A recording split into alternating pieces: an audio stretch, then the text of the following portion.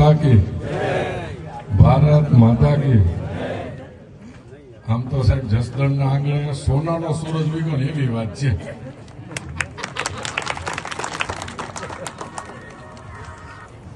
અને લક્ષ્મીનો પ્રવાહ તમારી બાજુ વળી ગયો છે.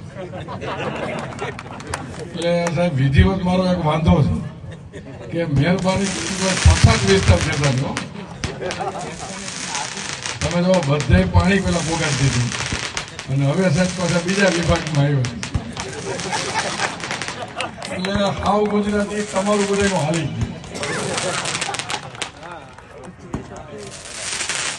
ખૂબ આનંદની વાત છે કે દિવાળી હજી કાલ છે અને જસદણમાં 2 દી પહેલાથી દિવાળી ચાલુ થઈ ગઈ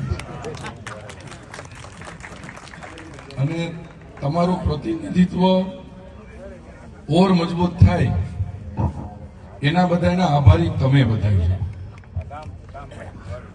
પણ સાહેબનો સ્વભાવ છે ને વિકાસનો. હું તમને આજે વાત કરી દઉં કે હું જિલ્લા પ્રમુખ તો પછી બન્યો, પણ હું જેથી કાર્ય કરતા હતો અને સાહેબ ભારતીય જનતા પાર્ટીમાં નહોતા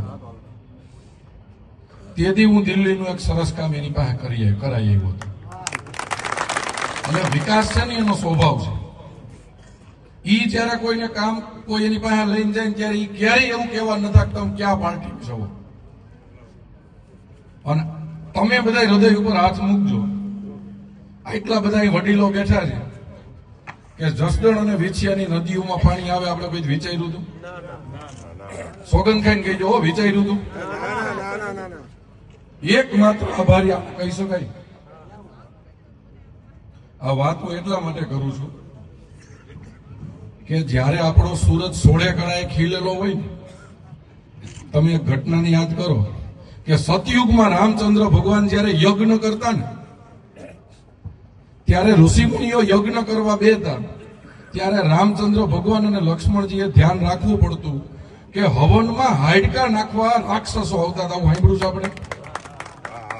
તો તમારે અહીંયા તમારો દી હજી ખુલવાનો છે, તમારો સૂરજ સોળે કળાએ ખીલવાનો છે, તો અહીંયા હવનમાં હાડકા નાખવા રાક્ષસો આવશે.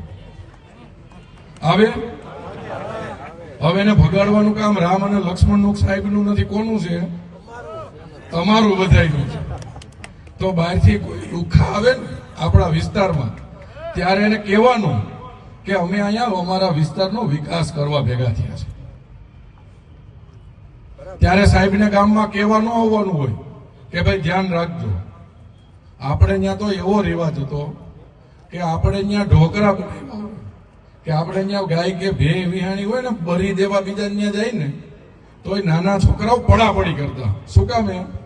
કે એમાં ખાલી આઈ છે લોટો ન આવે. સાચો ને? એમાં કઈક જેટલી શક્તિ રૂપિયો 2 રૂપિયા 5 રૂપિયા નાખે અને નાખે એટલે છોકરાઓ પડાપડી કરે હું બરી દેવા જાઉં. 2-3 છોકરા હોય ને તો આપણા બા ભાગ પાડી દે, તમે જાઓ બધાને ભાગમાં પૈસા આવે. તો આપણી તો સંસ્કૃતિ એવી છે કે બરીનો લોટોય ખાલી ન આવે. તો સાહેબે આટલું વિસ્તારમાં કર્યું હોય તો તાલુકા પંચાયતની ચૂંટણી આવે, જિલ્લા પંચાયતની ચૂંટણી આવે ત્યારે મત માંગવા પડે. તો તમને એમ લાગે કે એ ચૂંટણી ટાણે કોઈ નહીં આવે, લોકો એ આવવાના છે, એનું કામ કરવાનું છે. તમારે તમારો વિકાસ કરવો હોય, આપણા વિસ્તારનો વિકાસ કરવો હોય તો આ સાહેબના માધ્યમથી એને ભાઈ તમારે માનો તમારી નદીમાં પાણી આવી જાય, તમારા ગામમાં સારું કામ થાય તો તમે આનો વાહો થાબડવા જવાના છો. એ વાહો થાબડવાનો એમ હોય કે તમારે ત્યાંથી મત પેટી ખુલે ને સ્થાનિક સ્વરાજની તો 90% મત આપીને આની આબરૂ તમારે ગાંધીનગરમાં મોટી કરવાની. ઘણા લોકોને એમ હતું અમે મંત્રી બનશું, અમે મંત્રી, આવું તો બધાની અપેક્ષા હોય. ત્યારે તમારું પ્રતિનિધિત્વ ઓર મજબૂત થઈને આવ્યું છે, એની સાચવવાની જવાબદારી તમારી બધાની. તો કોઈ જ્ઞાતિ જાતિ નહીં, કોઈ સમાજવાદ નહીં, ચૂંટણી આવે તો બધું આવશે ભાઈ. આપણે એક જ મુદ્દાનો કાર્યક્રમ રાખવાનો છે કે અમારું પ્રતિનિધિત્વ મજબૂત કરવું હોય. સાહેબ માનો કે નદીઓ છૂટું પાણી મૂક્યું એને નાઈ જ જોઈશે કે આ સમાજનું ખેતરમાં આવે ને આ સમયે નાઈ જ જોઈશે. અને ઈ સાહેબ માનો કે 25 વર્ષ 50 વર્ષ કોઈ અહીં આજીવન છે, પાણી આજીવન પેઢીઓ સુધી રહેવાનું છે કે નથી રહેવાનું? તો જેણે આપણી પેઢીઓ સુધરે એવું કામ કર્યું છે એની ચૂંટણી રૂપી આબરૂ આપણે બધાય બચાવવાનું છે. અહીંયા સાહેબને ફૂલનો ગુલદસ્તો દઈ દો તો એનું સન્માન સાચું નથી. સાચું સાહેબનું સન્માન એ છે કે સ્થાનિક સ્વરાજની કે ગમે ચૂંટણી આવે ને ત્યારે હબાવીને પેટી ભર દે ને એ સાચું સન્માન.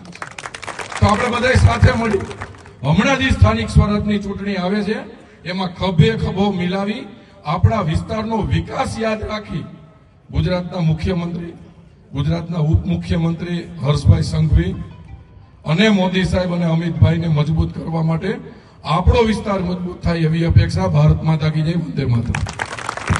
ખૂબ ખૂબ આભાર અલ્પેશભાઈ ઢોલરિયા સાહેબ, પ્રમુખ શ્રી. આપણા કાર્ય